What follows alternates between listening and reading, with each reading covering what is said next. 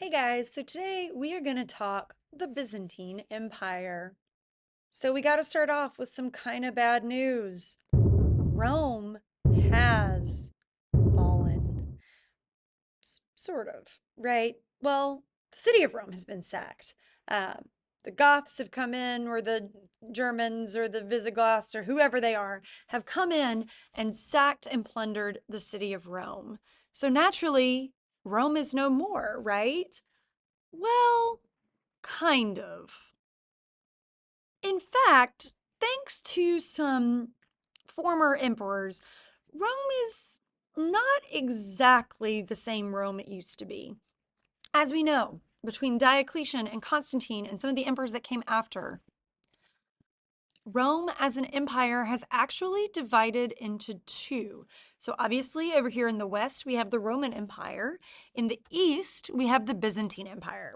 So, let me just point out a few of the important geographic features that are part of this.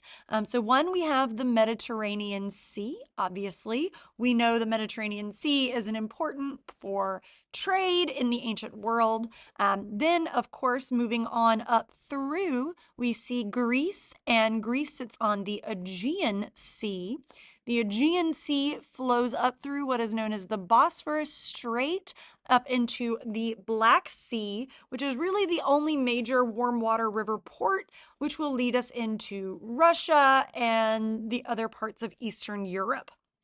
So, if you look very carefully, you will notice that right here in the middle of the Bosphorus Strait, we have a city called Constantinopolis, which is, of course, the Greek name for the city of Constantinople. So, in many ways, Constantinople is really what we call the new Rome or the Eastern Roman Empire. So, of course, as we already know, in 1330 CE, Constantine renames the city of Byzantium to Constantinople and creates it the new capital. And what he does by doing this is really shift the focus of the empire to the east. So I've got a couple little maps here of Constantinople. So you will notice a couple really important things about this city. One is that it is kind of on a peninsula, so it is surrounded on all three sides by water. If you look really carefully, going across the back of the city here is a wall. That wall was first started by Constantine. It is finished by other Roman emperors. But basically, what he does is expands the harbor around the city, as well as building this wall and making it the center point for ancient trade and wealth. If you think back to the map on the last page, it is dead center, right? So we get silks and spices coming in from China and India and Southeast Asia. We get all kinds of trading goods that are stopping from the west into Constantinople. And because it is the center point of all of this ancient trade, it really increases the wealth and prosperity of the city of Constantinople, right? So what we're going to see here is a blending of Greek and Roman and Mediterranean cultures, the Hellenistic culture of Alexander the Great, the legacy of Rome. All of those things are really going to come to a center and grow and flourish here in Constantinople. So we really can't talk about Constantinople without talking about Justinian. So Justinian is ruling Constantinople or in the Byzantine Empire between 527 and 565 CE. So he is a little less than 100 years past the fall of Rome. That again is the city of Rome, not the Roman Empire, because again the Byzantines thought of themselves as Roman. And his really main focus is reviving Roman glory. He thinks of himself as a Roman emperor. He thinks of the Byzantine Empire as the Roman Empire. And so he's like, hey, Rome isn't part of my empire anymore. I want to bring it back. So the first thing he does in order to do that is trying to reconquer some of the land lost by Rome. So if you look at this map up here, everything that's in the purple is what Justinian inherited when he became emperor. Everything that's in orange is what he reconquered by the time of his death. So we're talking North Africa, we're talking the tip of Spain, the Italian peninsula, including the city of Rome itself, some of the major islands like Corsica, Sardinia, Crete, all of these major trading ports in the Mediterranean Sea. This is great. This is the biggest that the empire is. However, the problem is by going and doing all of this, he is exhausting wealth, he is exhausting resources, men, food, and really weakening the defenses of the eastern part of the empire, which really makes this temporary. Through the next few emperors that follow him, who are not as strong of an emperor as he is, land is constantly being lost, and the size of the Byzantine Empire is fluctuating. So, didn't do such a great job at reconquering the land. But what he did do is preserve Roman law. So the Justinian law code is the codification of Roman law. So we talk about codifying something, that is the collection, revision, and organization of all of these ancient Roman laws. So if you think about Rome, what they are most proud of is their law, right? They will be the first to admit we had crazy emperors, right? However, what we did have was a constant and consistent law. And the American law system is based in the Roman law system. So this is really, really a big deal. So this Roman law, the Justinian law code, preserves Roman law for future generations. So you might think, with all of this like revival of Roman glory, that Justinian would have been a really popular emperor. The problem is no, he was not. He was, in fact, pretty unpopular. And part of that is because he ruled with absolute power. He did not want to share his power with anybody, with the possible exception of his wife, Theodora. His wife, Theodora, was his chief advisor. Problem is, she was a really strong, independent woman in an era where it was not considered a good thing to be a strong, independent woman. And so the people really were frustrated with Justinian, with the high taxes that he instituted, corruption, other political like issues that he had. And so in 532, riots broke out. And these are known as the Nika or the Nike riots. And this began as a dispute between two like fan groups of chariot racing, so the blues and the greens. But it quickly grew into a huge citywide rebellion that was fueled by anger over these high taxes and corruption. And for several days, rioters just burned the city, right? Including one of the major churches in the city. And they even proclaimed a rival emperor for a time. Justinian was ready to flee the city. Like he was packing his bags, right? And Theodora, being the woman that she was, said, okay, baby, look, if you wish to flee, well and good. The sea is clear. You have the harbor, you have the boats, you have the money. You can do that. But I shall stay, for royal purple is the best burial shroud.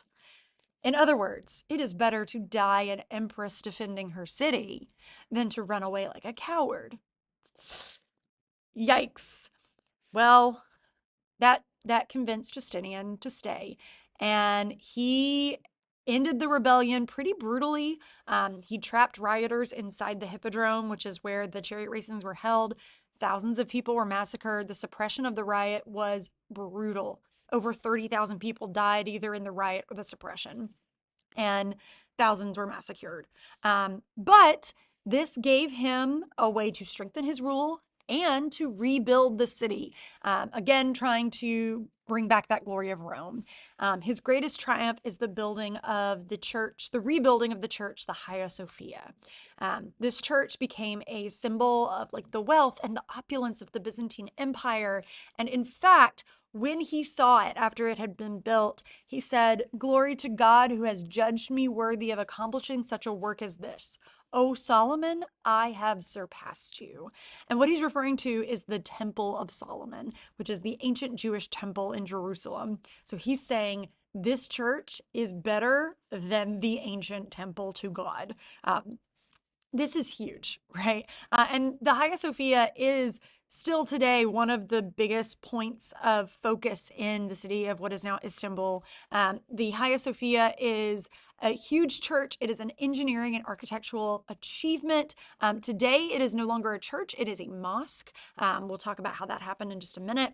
But basically what happens with this church is that it is an excuse to spend a lot of money and to show this glory, right? So if you look at it, first of all, this dome is an engineering achievement, which we're going to talk more about. The inside had these beautiful mosaics, which are no longer there, unfortunately, because when it converted to a mosque, those images of humans were considered sacrilegious, so they were taken out. but you can still kind of get a picture for what it might have felt like to be inside. It's a gorgeous building. There were some mosaics that were recently discovered behind some like plaster that the people who run the mosque have said that they will allow to stay and preserve them, just cover them with like a cloth or a curtain. But I think that these give a picture of the kinds of artwork that were inside the Hagia Sophia itself. So here are some images of what it might have looked like in its actual day. As you can see, I mean, just open space, huge ceilings, lots of beautiful golden artwork, really is a symbol of the opulence of the Byzantine Empire. Now, here's the thing. The church is the only thing that kept Rome going. But Rome and the Byzantine Empire were very different.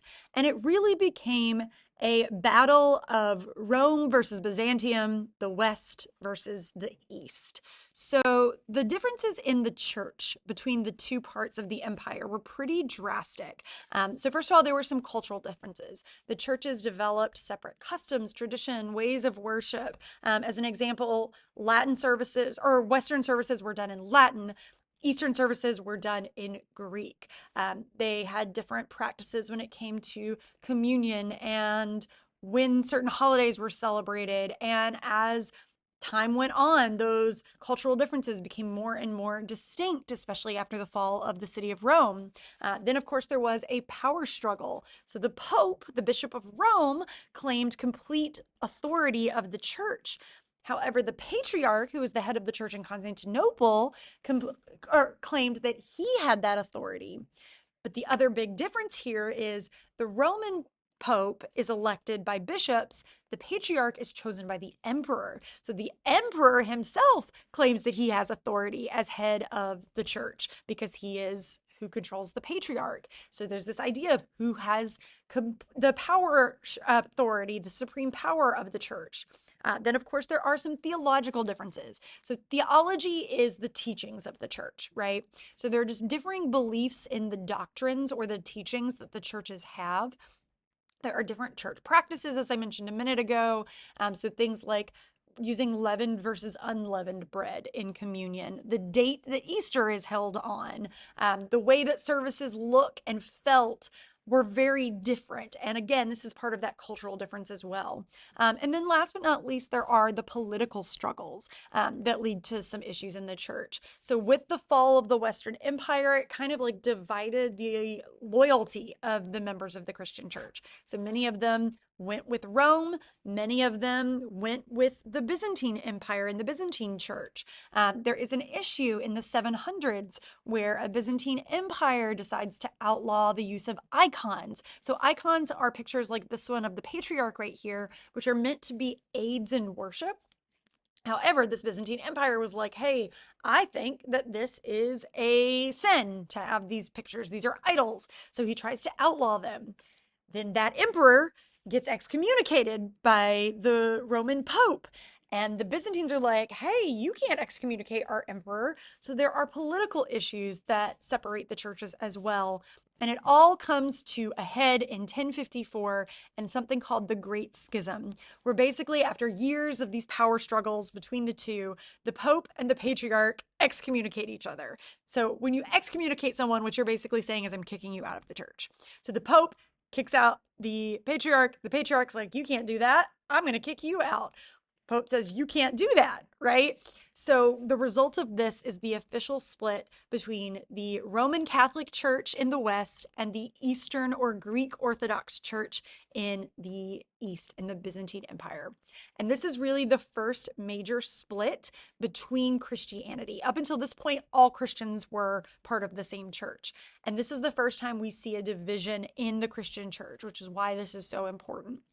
And they will continue to develop as two separate branches of belief, separate branches of Christianity. And in fact, they're not always going to get along, which leads to, of course, the empire in crisis. So basically, the Byzantine Empire, after about 1,000 years, is just facing attacks on all sides by the Persians, by the Slavs, the Vikings, the Huns, and of course, by the Turks, who are the Muslim empire to their south. So the in the during the Crusades, they called out for help from the Roman Catholic Church. We'll talk more about this when we get to the Middle Ages. And they are being plundered by Muslims. And so they call out and say, hey, we need some help. And the Roman Catholics show up and then plunder them themselves because they didn't like each other. This really caused a severe decline in their wealth and their trade power. The Venetian merchants start gaining control of trade, so taking trade out of Constantinople. And as long as Constantinople had trade, they were going to be successful. But once that trade starts declining, it becomes a huge problem for the city of Constantinople. Until finally in 1453, the Ottoman Turks, led by this guy right here named Mehmet II, start sieging the city. Now, the last Byzantine emperor is by the name of Constantine the 11th. Yes, the last emperor of the Byzantine Empire is also a Constantine. And when the city is being sieged, he reportedly said, God forbid that I should live an emperor without an empire. Basically saying, I'm going to go fight in the front lines myself. Mehmet says, bet. And he dies in battle. And with the death of the last emperor, Constantine the 11th, they finally break through the walls of the city. The Muslims and the Ottomans have cannons, which had never really been seen before. They are successful in just 2 months, break through the walls of the city, rename it from Constantinople to Istanbul, convert the symbol of the city, the Hagia Sophia, from a church to a mosque, and suddenly this becomes the center of Muslim culture. In many ways, this is a huge legacy, or it's the end of a long period of history. This legacy of the extension of Hellenistic and Roman culture is coming to an end. And of course, it brings us to one of the best songs ever written.